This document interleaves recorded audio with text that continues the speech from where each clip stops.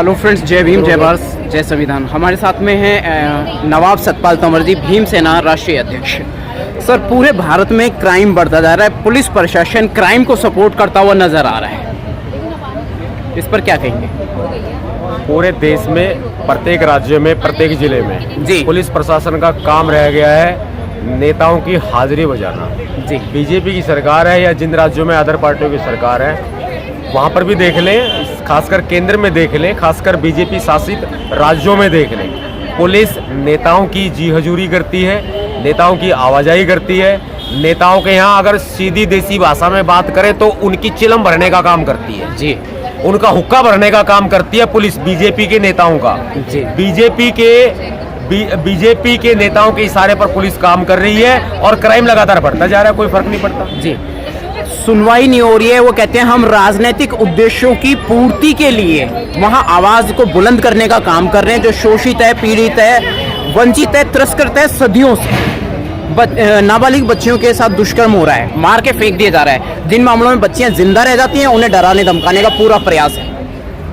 नाबालिग बच्चियों को अगवा किया जा रहा है, नाबालिग बच्चियों का रेप और गैंग रेप हो रहा है जी, नाबालिग बच्चियों की हत्या कर दी जा रही है। पुलिस प्रशासन खामोश है क्योंकि सरकार का आदेश है किसी भी बच्ची का रेप हो, गैंग रेप हो, हत्या हो, होने दो। खासतौर से एससी वर्ग से। पुलिस प्रशासन की तरफ से भी बीजेपी के नेताओं को रेवेन्यू चाहिए। जी, लुटेरी सरकार है, पैसा चाहिए रिश्वत का, पूरा इकट्ठा होता है, ट्रैफिक से भी इकट्ठा होता है, थानों से भी इकट्ठा होता है, इकट्ठा होकर एसएसपी या कमिश्नर के पास जाता है और हिस्सा पूरा मंत्रियों के पास, सीएम के पास में और केंद्र तक पहुंचता है। ये देखिए, क्राइम तो बढ़ेगा। अरे सोचने वाली बात है। आप एक बात बताइए, देश का मीडिया पागल बना रहा है, देश का मीडिया भ्रमित कर रहा है, देश का मीडिया ये कह रहा है जो दिख रहा है वो सही नहीं है, पर्दे के पीछे हो कुछ और रहा है।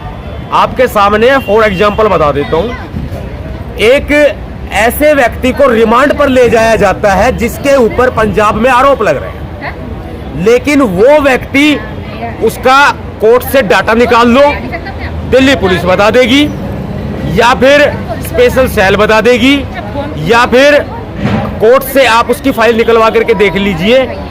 जो कोई दूसरा केस है उसके बारे में अदालत रिमांड पर देती है और दोबारा रिमांड पर देती है। आप समझ रहे होंगे मैं किसके बारे में बात कर रहा हूं।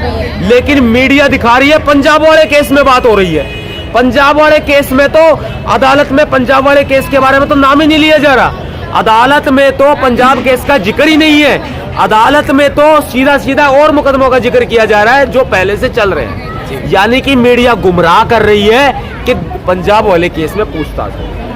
तो पुलिस का तो यही काम है, मीडिया का भी यही काम है, क्राइम होता रहे, बढ़ता रहे, पुलिस को कोई मतलब नहीं है। अरे हमें अपनी जिम्मेदारी खुद लेनी पड़ेगी, अपने कंधों पर लेनी पड़ेगी, तब हमारी बहन बेटियां सुरक्षित रह सकती है, तब ये समाज सुरक्षित रह सकता है। लेकिन वो भी तो ये करने नहीं देते, वहाँ भी तो पुलिस का पैरा बैठा देते हैं। वहाँ भी पुलिस वहाँ से उन लोगों को हटाने का काम करती है, डराने धमकाने का काम करती है। एक तरीके से गुंडों की पैरवी में लगी हुई है पुलिस।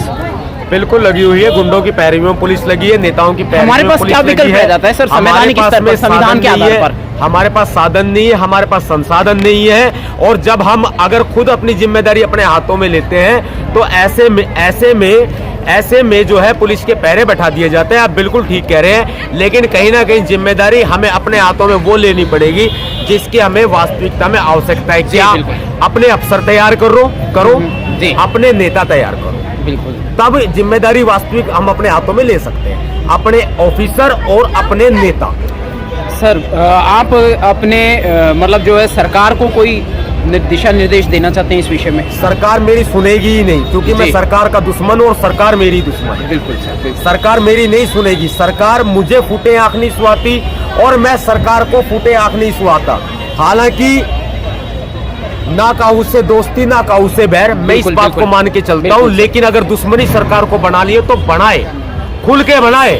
हम टक्कर देंगे इस बीजेपी को, हम टक्कर देंगे नरेंद्र मोदी को। भाई नरेंद्र मोदी जी, साफ चेतावनी दे रहा हूं, अभी भी वक्त है, सुधर जाइए, बुढ़ापे में सुधर जाइए, बिल्कुल बुढ़ापे में सुधर जाइए, अभी भी वक्त है। जनता के हितों में काम करें, जनता के हितों में काम करें, दलितों के, महिलाओं के हितों में काम करे, यानी कि सभी वर्गों के हितों में काम बिल्कुल, करे, बिल्कुल। पूरे देश के हित में काम करे। जी। ये लूटमार बंद कर दो, ये शोषण बंद कर दो।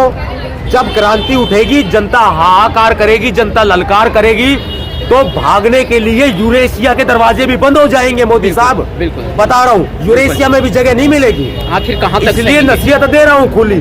जी, बहुत बहुत शुक्रिया, बहुत बहुत साधुवाद। जय जय भीम। भीम, जय भारत।